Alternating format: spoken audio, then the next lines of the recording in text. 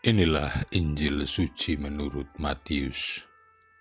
Yesus bersabda kepada murid-muridnya, "Aku berkata kepadamu, sungguh sukar sekali bagi orang kaya untuk masuk ke dalam kerajaan surga.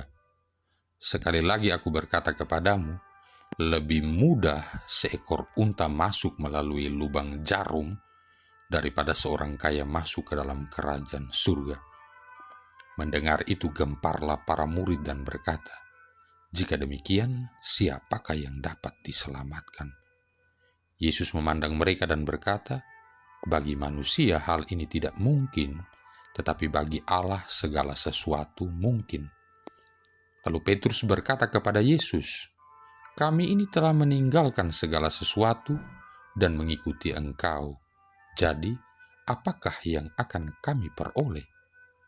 Kata Yesus kepada mereka, "Aku berkata kepadamu, sungguh, pada waktu penciptaan kembali, apabila Anak Manusia bersemayam di tahta kemuliaannya, kalian yang telah mengikuti aku akan duduk juga di atas 12 tahta untuk menghakimi ke-12 suku Israel.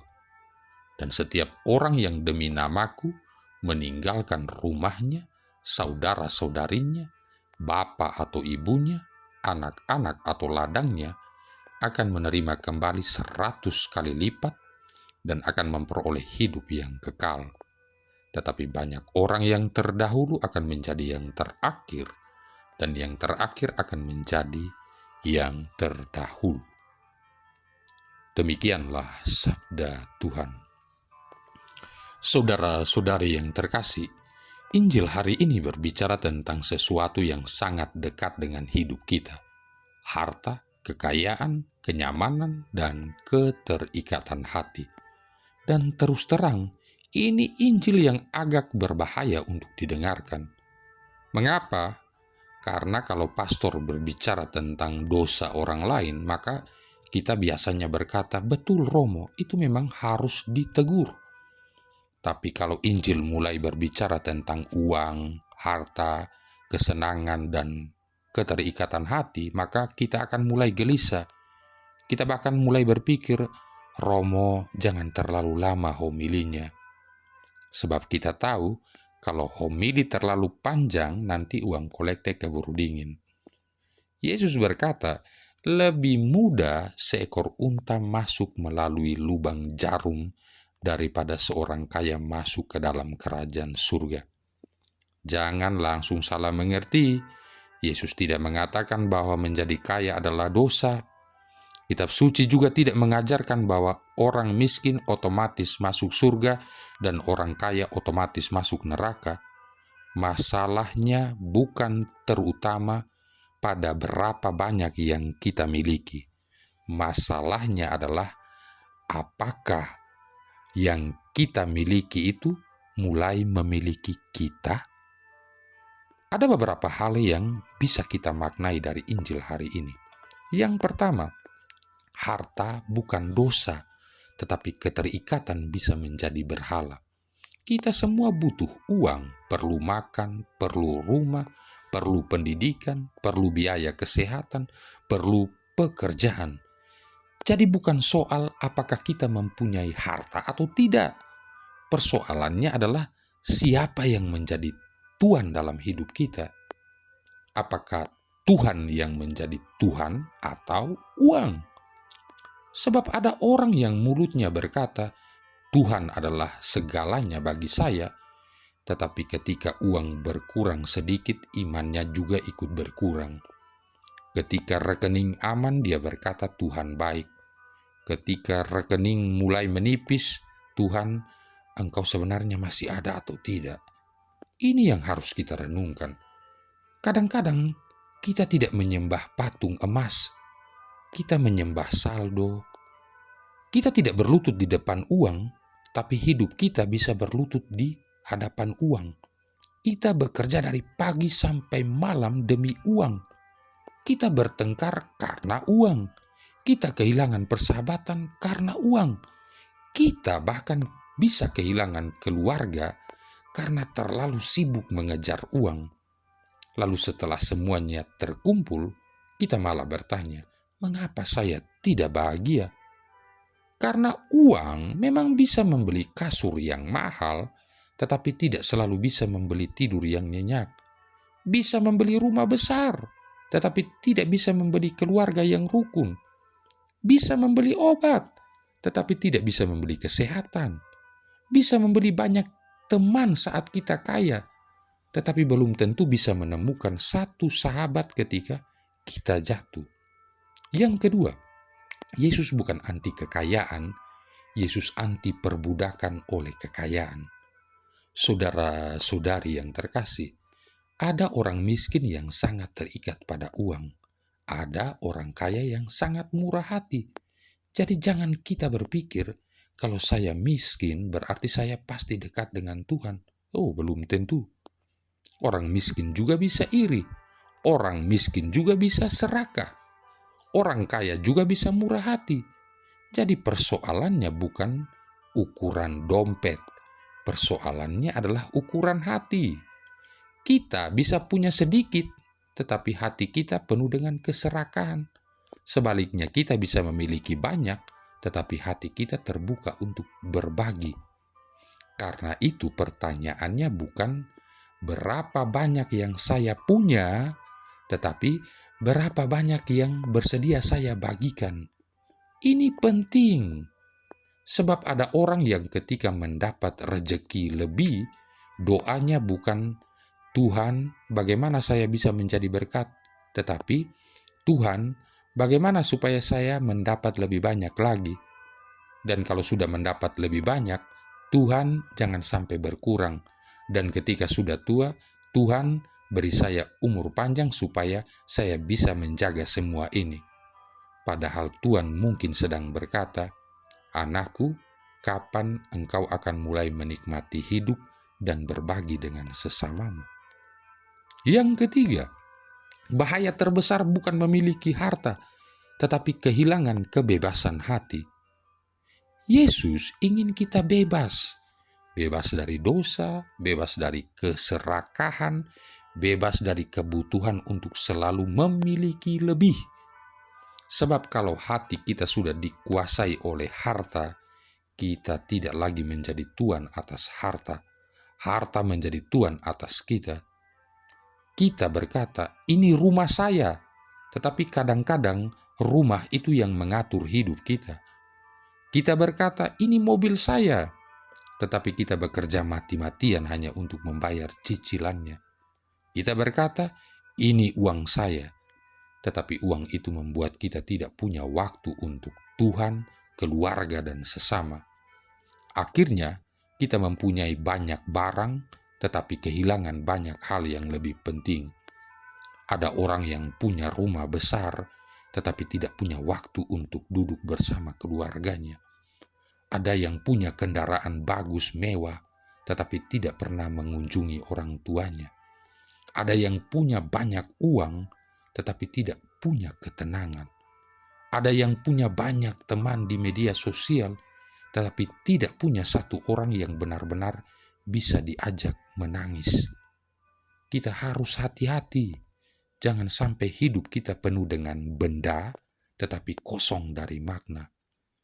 Yang keempat, Petrus bertanya, kami telah meninggalkan segala sesuatu. Kemudian Petrus bertanya kepada Yesus, kami telah meninggalkan segala sesuatu dan mengikuti Engkau, jadi apakah yang akan kami peroleh? Pertanyaan Petrus ini sangat manusiawi. Petrus sudah meninggalkan perahu, meninggalkan pekerjaan, mengikuti Yesus. Dan dia bertanya, lalu saya dapat apa? Kalau mau jujur, kita juga sering seperti Petrus. Kita berdoa, Tuhan, saya sudah rajin misa di gereja. Apa yang saya dapat? Kami sudah berbuat baik, Tuhan. Mengapa hidup kami masih susah? Saya sudah berdoa novena. Mengapa permintaan saya belum dikabulkan? Kadang-kadang iman kita seperti transaksi ATM. Masukkan doa, tekan tombol, tunggu hasil. Kalau hasilnya tidak sesuai permintaan, mesinnya rusak.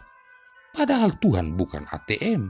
Doa bukan alat untuk memaksa Tuhan memenuhi keinginan kita. Mengikuti Yesus juga bukan kontrak. saya ikut Tuhan, Tuhan harus membuat hidup saya nyaman. Tidak. Mengikuti Yesus berarti, Tuhan, saya percaya kepadamu bahkan ketika saya tidak mengerti jalanmu. Yang kelima, jangan menghitung apa yang kita korbankan, tapi lihat apa yang Tuhan berikan. Yesus menjawab Petrus bahwa siapapun yang meninggalkan sesuatu demi namanya akan menerima kembali berlipat ganda dan memperoleh hidup kekal. Artinya, Tuhan tidak pernah kalah murah hati. Tapi jangan kita memahami berkat hanya dalam bentuk ukuran uang. Berkat Tuhan bukan hanya rumah besar, mobil bagus, rekening banyak, jabatan tinggi. Kadang-kadang berkat Tuhan adalah keluarga yang masih mau berbicara dengan kita, teman yang masih setia, anak yang masih mau mendengarkan nasihat, tubuh yang masih mampu melayani, hati yang masih bisa mengampuni, dan terutama iman yang masih bertahan ketika hidup sedang sulit. Itulah kekayaan yang sering tidak masuk di dalam laporan keuangan. Yang keenam, banyak yang pertama akan menjadi yang terakhir. Saudara-saudari yang terkasih, Yesus menutup dengan kalimat yang sangat tajam. Banyak orang yang pertama akan menjadi yang terakhir, dan yang terakhir akan menjadi yang pertama.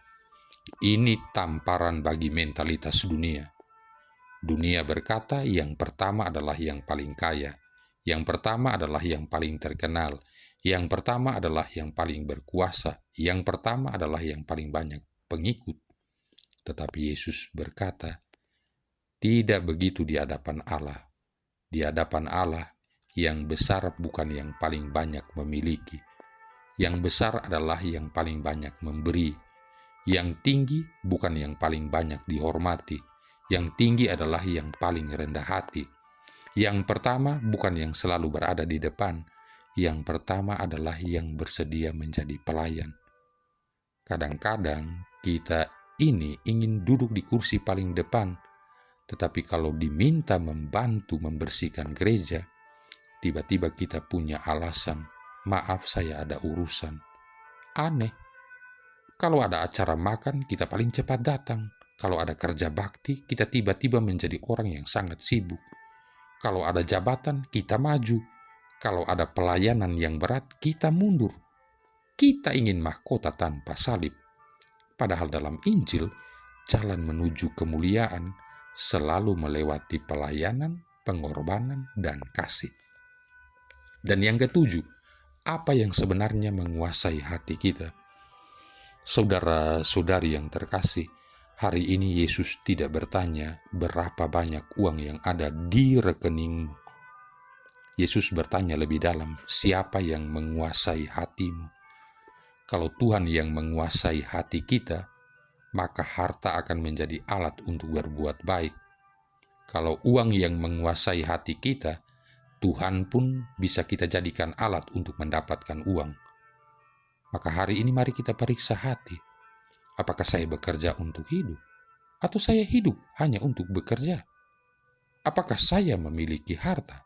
Atau harta yang memiliki saya? Apakah saya menggunakan uang? Ataukah uang yang menggunakan saya? Dan yang paling penting, apakah saya mengikuti Yesus karena mencintainya, ataukah karena berharap Tuhan selalu membuat hidup saya nyaman? Saudara-saudari yang terkasih, pada akhirnya kita semua akan meninggalkan dunia ini. Tidak ada satupun dari kita yang akan membawa rekening bank ke dalam peti mati. Tidak ada yang membawa mobil, tidak membawa rumah, tidak membawa jabatan, tidak membawa sertifikat tanah. Yang kita bawa hanyalah kasih, iman, dan perbuatan baik. Karena itu jangan habiskan seluruh hidup hanya untuk mengumpulkan sesuatu yang pada akhirnya harus kita tinggalkan. Kumpulkan sesuatu yang bisa kita bawa kepada kehidupan kekal, yakni iman yang teguh, hati yang murah, pengampunan yang tulus, dan kasih kepada sesama. Sebab pada akhirnya pertanyaan Tuhan bukan seberapa banyak yang engkau miliki, tapi seberapa banyak kasih yang engkau berikan. Semoga kita menjadi orang yang memiliki harta, tanpa diperbudak harta, memiliki uang tanpa kehilangan hati, memiliki keberhasilan tanpa kehilangan Tuhan, dan memiliki banyak berkat tetapi tetap ingat untuk menjadi berkat. Marilah berdoa. Allah Bapa Mahaluhur, semoga kami Kau jadikan rendah hati, dan semoga kami dapat bertobat berkat sabdamu. Ajarilah kami bertindak jujur dalam pengabdian kami, dengan pengantaran Yesus Kristus Putramu Tuhan kami, yang bersama dengan Dikau dalam persatuan Roh Kudus hidup dan berkuasa, satu Allah sepanjang segala masa. Tuhan memberkati kita sekalian, Bapa, Putra, dan Roh Kudus.